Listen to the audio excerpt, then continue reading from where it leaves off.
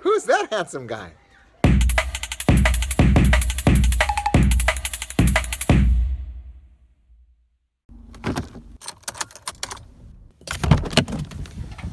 Oh yeah. First one here. It is Tuesday, guys, and daylight savings just started this week, as you can tell, because it is super bright out here. I'm looking forward to just a regular week this week. Oh, no, wait. I have a PLC day on Friday, and Monday is a holiday, so good job, team. Way to plan those PLC days the right way.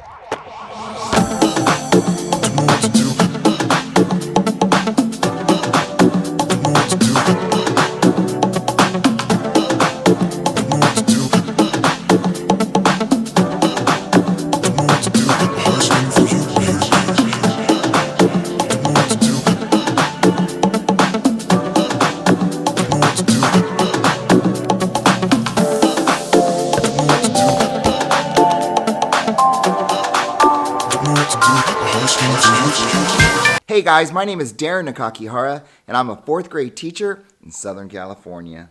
This channel is all about the art of teaching. So if you're a teacher and that sounds like something you might be interested in, go ahead and hit that like and subscribe. So this week is Spirit Week, and if you have that at your school, you know that every day is a different way to show your school spirit. Yesterday was just traditional school spirit wear. So if you have something logoed or in our school colors, you come to school in that. And I wore my my Beacon Park Today shirt that has the big lion with the motorcycle helmet on. I love that shirt. Today was going to be Pajama Day, the famous Pajama Day. We love Pajama Day, don't we, teachers? Yeah! What kind of profession lets you come to school in your pajamas? But seeing as it corresponds with the elections, they decided to change it to Red, White, and Blue Day. And as you can see, lucky for me, I always have my wonderful Chaparral Mr. N Red, White, and Blue jersey in my closet. But now I gotta change into it. Perfect. Yes. So, champions 09, Mr. N on the back. Red, white, and blue. Let's go. So we're coming up on the end of the trimester, and teachers, tell me if you can relate to this. At least upper grade teachers.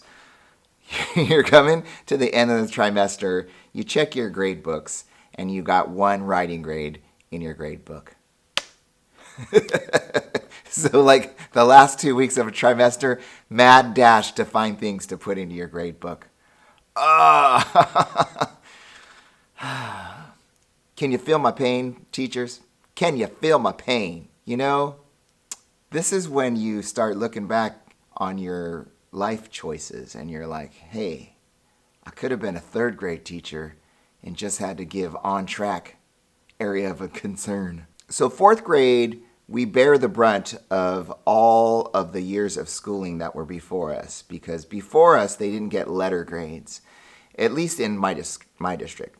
No letter grades. They just come into 4th grade, and it's the first trimester, they're ever going to get letter grades. So there's a lot of pressure on these kids, especially in a district like mine where the parents place such a high emphasis on academic achievement, to the point where it's a little skewed when you think about it.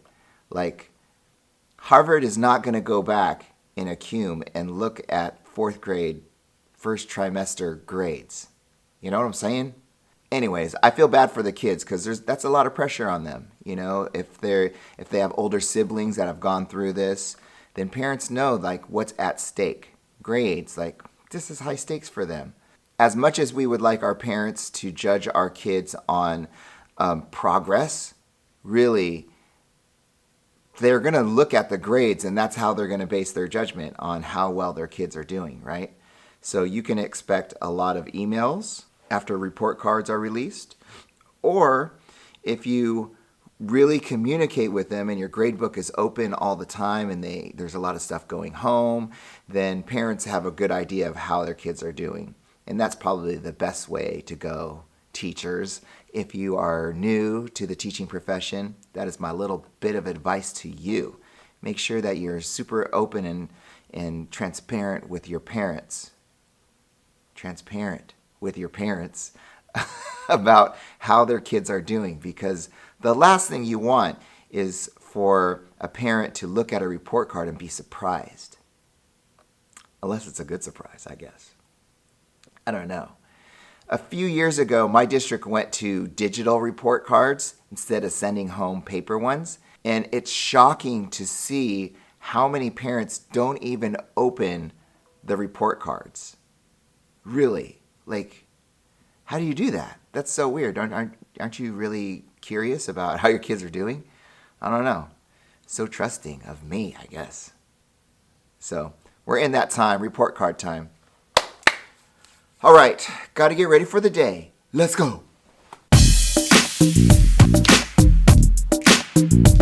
All right, so it's Tuesday, November 6th, voting day. And I just want you to know that I voted, guys. As a matter of fact, fun fact about Mr. N, I have voted in every single election, midterm, major, every election since I was 18 years old.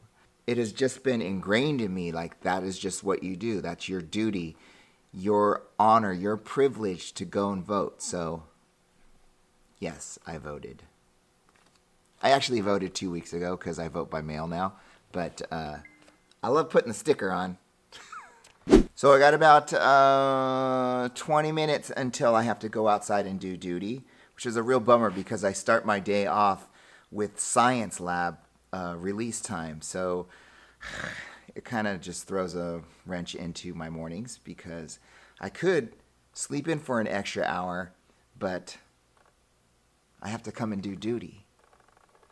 So anyways, I have a couple of things I want to get done today. Friday, we have, as I said, a PLC day, which we use to meet and plan and get things, make sure that everything's kind of in order. So the two things that I want to get done are I want to get my sub-plans ready and I want to get some grades into the grade book because we did a couple of things yesterday that I can enter. And other than that, today should be pretty smooth sailing. You guys, I get to use my bins for the very first time. Very first time. Remember I made these last week and it has the days of the week. But I have a sub coming up on Friday because we're taking a PLC day. And sub plans and all the materials they're going to need. Plus directions if they need it.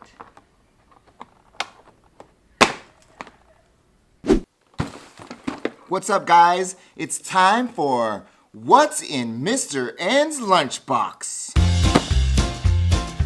Starring Mr. N.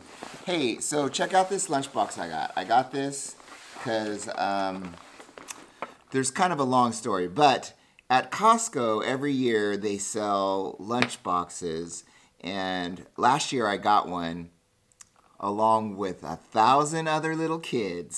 So I had the same lunchbox as all these little kids, and I would always be like, is that mine? Is that mine? Is that mine? Hey, we got the same lunchbox. So this year I went on to Amazon and got one a little different, and let me show you what's inside of it because I have an interesting lunch story for you. First of all, it has this really cool little top side here. Today I have a hot dog bun and a fork up here.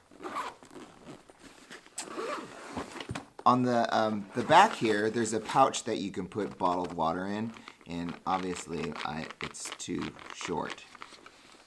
That's what she said. In here, I have my smoothie, which I drink every day at 9:35, which is recess time, I drink a smoothie.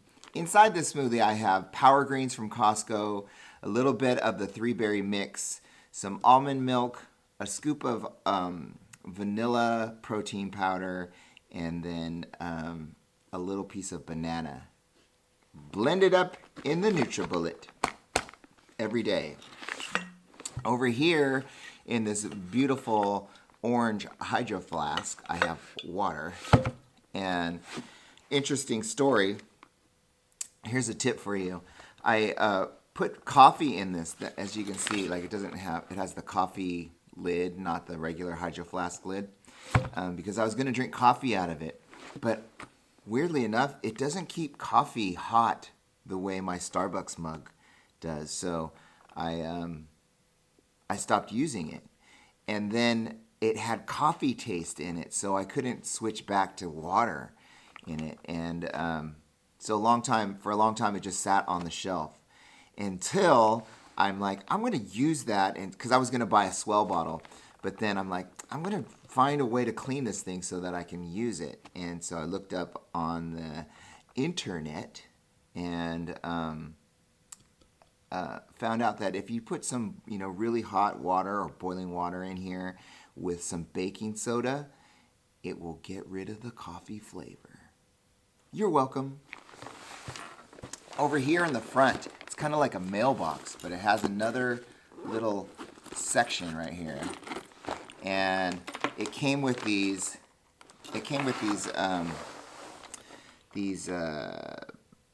containers. So 3 containers fit inside this piece right here, but I never have enough food to fill 3 containers. It was like for meal prepping, this thing. It came with 2 ice packs. And then let me show you what I have for lunch today. Today I have a Power Crunch peanut butter fudge protein bar.